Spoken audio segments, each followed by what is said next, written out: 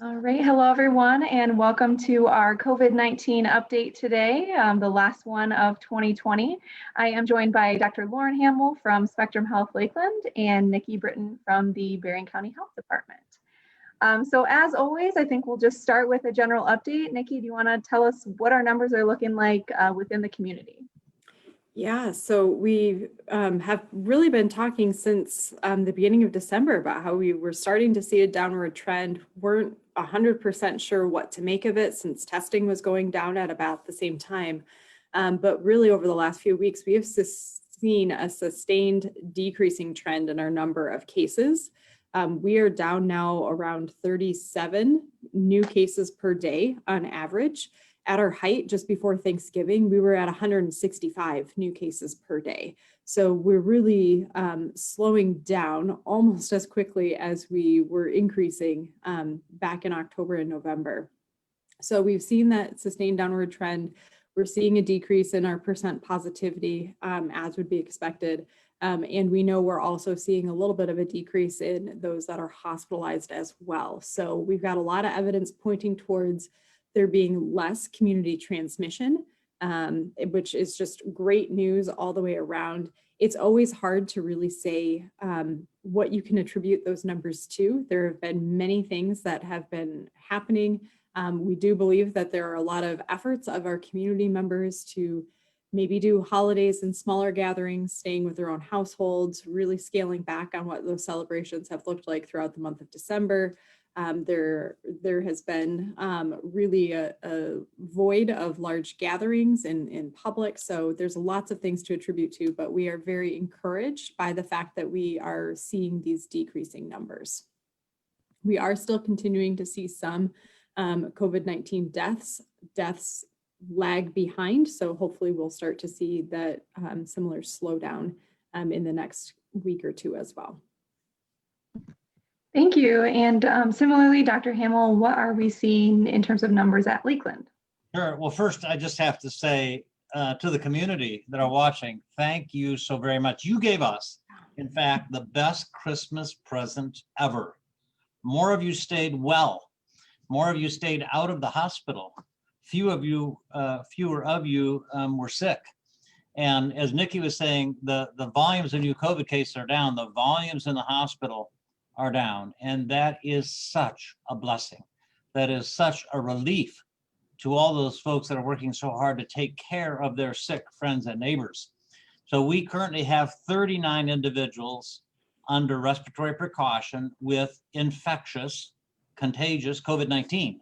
We have another 13 or so that have been in the hospital long enough they're no longer contagious. That 39 number has been as high as mid to high 70s just a few weeks ago. And so your efforts have made a dramatic difference in how many folks are getting sick enough to be in the hospital and how many are sick enough to be on vents and be in the ICU. Now, our ICU numbers are still running relatively high. We still have some really sick people in the hospital. And sadly, we're still losing every week. We're still losing folks in our community to complications of COVID-19. So please continue to be so careful. But I have to really thank you for what you've done. When you see the trends across the country, we're kind of beating the odds in Berrien County. And I'm really appreciative of your work in making that happen. Great news. And it's been about 2 weeks now since we gave that first COVID vaccine to a Lakeland team member. So Dr. Hamel, can you just share where we're at in terms of vaccine administration at Lakeland? Yeah, for sure. So across all of Spectrum Health, we have about 31,000 team members. Here at Spectrum Health Lakeland, we have just over 4,000 team members. And so far, we've gotten just over 4,000 doses of the vaccine. Now, they haven't all been administered yet. We've given about 800 of those and scheduling clinics just continuously to give folks that have chosen to take the vaccine, to give them a dose. We're within a week or so going to be giving the second dose. You know, the people that had the first dose 3 weeks before are going to get a second dose very soon. But it is really good to have enough vaccine to give the first responders a chance to get that vaccine. So far, we've had nobody with a serious complication, nobody hospitalized. The rather common, maybe a little achiness at the site of injection, or maybe a little chill or fatigue or headache. That's happened in a few folks. Has not interfered with staffing. We haven't had to hospitalize anybody with a complication of any kind, and don't expect that's going to occur. It's been very well tolerated, and we're grateful for that. Great. And Nicki, the health department has also started administering those vaccines. Can you share what's on the horizon for you all? Yeah, so we received the Moderna vaccine, which was shipped initially last week. So we have started vaccinating our vaccinators at the health department, as well as EMS, medical first responders, and then nursing homes are something else that the nursing homes residents and staff are both in that priority group 1A. And there is a facility in Berrien County that we as the health department are responsible for vaccinating. There's some pharmacies, there's some federal contracts with Walgreens and CVS that are having those pharmacies vaccinate the vast majority of long-term care facilities throughout the country. So that has started this week in the state of Michigan as well. So within the next 3 weeks or so, we do expect nursing home residents and staff to all have had their first dose of the vaccine as well. So that has been keeping us busy.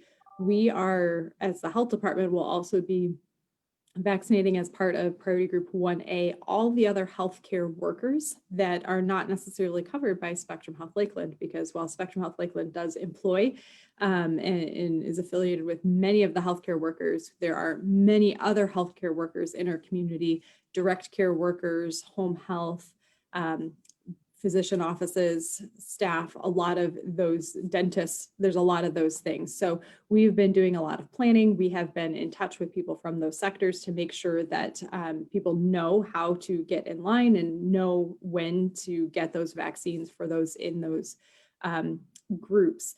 And we're also at the same time starting to plan for subsequent groups, because once we get through the healthcare workers in priority group 1A, then we're moving to priority group 1B. And that is going to be a lot of critical infrastructure workers, a lot of different types of frontline workers, as well as adults 75 years plus. So a lot of planning going into that. That is obviously a much larger group than just healthcare workers. So lots of planning going into that. But we're doing all of this, and I just want to assure everybody we are following all of the guidelines for the different priorities, so that we're making sure vaccines get into the arms of the people who are highest on those priority lists. And we've seen some national reports of the vaccine rollout just going slower than we expected. If you both want to just address, the complexity that goes into a public health effort like this, and where we are in terms of Berrien County administration of the vaccine. Yeah, I mean, one thing I guess to just think about from starting, and we've been trying to be mindful of from a capacity standpoint, is everything we do in these first 3 or 4 weeks is really only half the pace, because everything we're doing now, we need to double moving forward. So once we start getting into the administration of second doses, we don't want that to cause us to slow down the pace of the first doses. So we've been trying to make sure that we are setting ourselves up for a pace we can maintain, so that we have that long-term endurance and are able to really get rolling.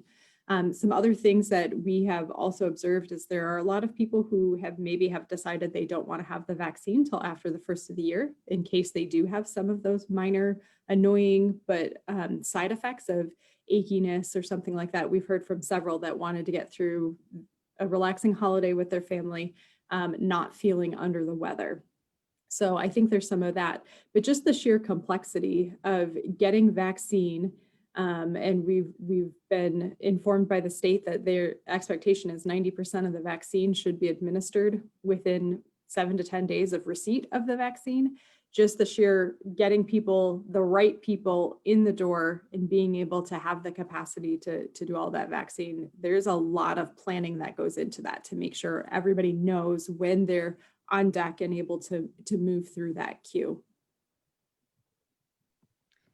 Great. And a lot of people are wondering, when is it going to be their time? So we are not at the point, like you mentioned, of widespread distribution. So if you just want to talk about, how people can know when it's their time or what they should be doing right now and when we expect that to be more widespread.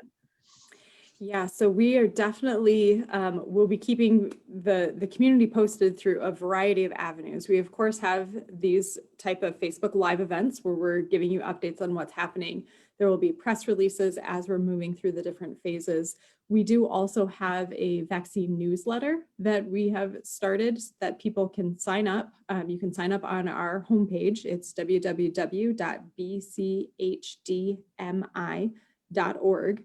But if you visit us there, there's a form that you can fill out to say, yes, I'd like to receive the newsletter. And so every 1 to 2 weeks, we'll be sending out an edition of that newsletter that just has the latest information on vaccine. As we move through priority groups, we'll start to have a better understanding of what the timing might be through moving to the next phase. Right now, we're estimating that phase or priority group 1B may be happening in late January, early February. That's all an estimate, but that's what we're targeting for and trying to plan for right now. So if you sign up for the newsletter, we'll be updating those timeframes and those estimates. You'll know what's happening. You'll be able to know where to get the vaccine and be linked to lots of other great resources and information also available on our website, just if you have more questions about the vaccine. Great. And Dr. Hamel, just to go to some basics of the vaccine, can you just talk about, how it works and, if people are hesitant to get it, what would you say to them? Sure. Those sorts of questions. Well, what's most important, this is not a live virus vaccine. You can't get COVID-19 from the vaccine. There are a lot of other rumors out there, microbots and dangerous things in the vaccine. Those are rabbit holes fueled through the internet.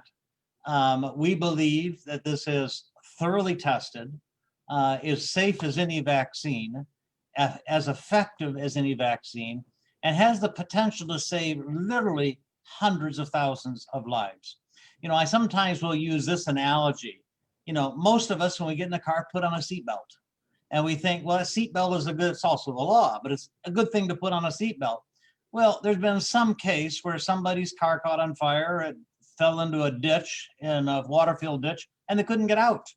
And people will use those stories, well, I'm not going to wear a seatbelt because I might have a problem getting out of my car. And I know it is much safer to use a seatbelt than it is to not use a seatbelt. And it's going to be much safer for folks to get vaccines than for folks not to get vaccines. Remember these numbers. In Berrien County, 1 in 16 of us have had a diagnosis of COVID-19. If you get COVID-19, 1 in 900 of us in Berrien County have died. The mortality rate for this is still running in Berrien County is still running at 1.8%. And we have had no significant complications to date related to the vaccine. And it's being given around the country. There have been thousands and thousands of doses, and somebody's going to have an allergic reaction. Of course, that can occur with a peanut, and it can occur with a vaccine. But it is markedly safer to get a vaccine than it is to take the chance with this disease. And by the way, with COVID-19, it's just not the mortality rate that's significant. There are people that are left still sick after they're no longer contagious. They still have fatigue. They have mental fog. They have neurologic symptoms. They haven't recovered to their pre-COVID self. And we don't know that exact number, but we know it is significant. So please don't take a chance with this very dangerous disease. Use the vaccine. It is your safest option to get through this without getting seriously sick and lowering that mortality risk to 0. And we also know that people who have had COVID-19 are still recommended to get the vaccine so that we can be assured of longer lasting immunity. There have been instances of people who have been infected more than once. So while natural immunity from having had the disease confers some amount of protection for some period of time, it's not perfect and long lasting. So even more reason for many of us to get the vaccine. And Nicki, some of those folks that got it a second time actually died on their second infection. It wasn't that they had an easier time the second time around. They had a few of them have had harder times than the second time around. So the vaccine appears to be a more reliable way of getting longer lasting immunity. And going off of that, based on the immunity from the vaccine, what do we know about that, and why are those additional precautions so important leading up to mass vaccination? Well, if I understand your question there, Jessica, it's running about 95%, which is as effective as any vaccine we've ever seen. And of course, there's a combination of the vaccine and the person that gets the vaccine. Not everybody mounts an immune response to an infection. It's not, and that's not that the vaccine can't produce it. It's the body doesn't produce it for you. And so that it's not a perfect response, but is a very, very good immune response to that vaccine. But all the things you're doing to protect your neighbors, all the things you're doing to protect yourself are still critically important until we know that almost all of us have had the vaccine, or almost all of us had the vaccine or have been sick. And that's going to be a number of months away. So although we are so excited to have this vaccine, we also want to make sure that we get into the spring months of this year where we expect almost everybody will have a chance to have that vaccine. We want to get into those spring months without seeing a recurrence of all kinds of hospitalizations and without seeing another 100. And to date, we've lost 168 folks from our community to this disease. We do not want to lose another 100 or 168 before this is over. So those protective measures, mask, distancing, hand hygiene, are still incredibly important. Right, there's a light at the end of the tunnel, but we are not yet at the end of the tunnel. We're still going through it. We have that glimmer of hope. We're entering the new year with that hope. But we are also entering a very messy period where we're going to continue wearing masks. We're going to continue social distancing. We're going to continue avoiding large gatherings and needing to wash hands very diligently, even while we may have been vaccinated. And it's important that we keep this up. We're also have seen in all of the literature and the data that the efficacy of these vaccines is measured at 2 weeks after the second dose. So that's 5 or 6 weeks from the initial vaccination. So if we look at it that way, we still haven't had enough time lapsed where we have had people who have gotten to the second dose and then had the 2 weeks pass. So it's imperative that when it is your time, that you do get the vaccine, because it will take from the point of that first dose to about 6 weeks to when you have that full protection in place. And while you're waiting for that full protection, and while as a population we still have this, again, to Dr. Hamel's point, we have to continue doing all of the other things. So this is going to be messy. We're going to keep focused on that light at the end of the tunnel, but recognize that we're still walking through it.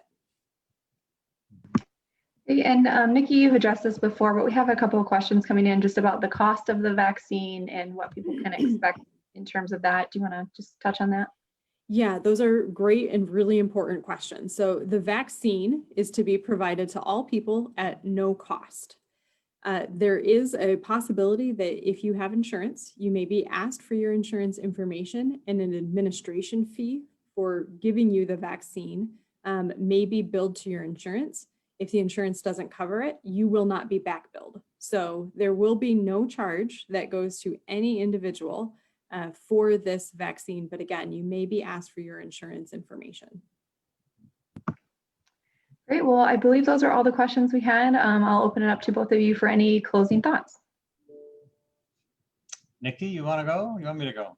Yeah, I mean, I just, as we reach the end of the year and are on the cusp of a new year, I mean, it's just a time of reflection and really thinking about, and I, been thinking back to in March in the very beginning, and a lot of the things that we started talking about and have continued over the last several months about how we really have needed a collective response to this virus. And we've really needed to see a lot of unity within our community to rally together to protect ourselves from the virus, to protect ourselves from some of the economic fallout that has happened as part of this pandemic.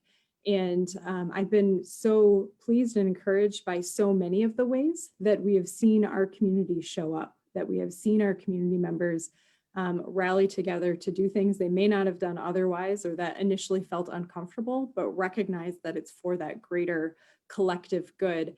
I'm so appreciative to be serving in a community where that seems to come more natural. And I would really just encourage us as we continue moving forward, as we enter 2021 with that light at the end of the tunnel, to really continue thinking about who do we want to be on the other side of this pandemic, and how can we lean into just continuing to be that community that cares about the lives of, as Dr. Hamel always says, our friends and neighbors, and how do we really lean into that?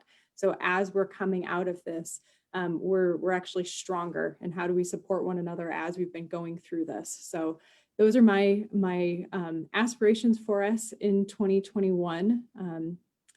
And hope that we can all just continue with the protective measures and getting the vaccines so that we can be through the other side of this as quickly as possible. Yeah, very nicely said, very inspirational. I am so incredibly grateful and so incredibly proud of our community. You know, we see images from around the country, just like you do, of folks that are stressed, that are anxious, that sometimes appear to be thinking mostly of their needs. And in our community, we have cared for each other in ways that are, I believe, exemplary.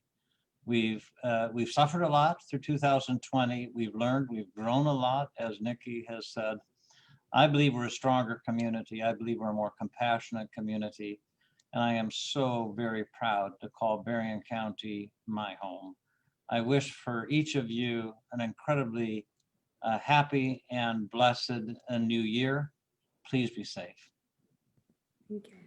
Thank you all for joining us today. And as a reminder, for the most up-to-date information about the vaccine, we encourage you to visit both Spectrum Health Lakeland and the Berrien County Health Department Facebook pages and websites. And vaccinatewestmichigan.com is another great resource. Have a happy new year.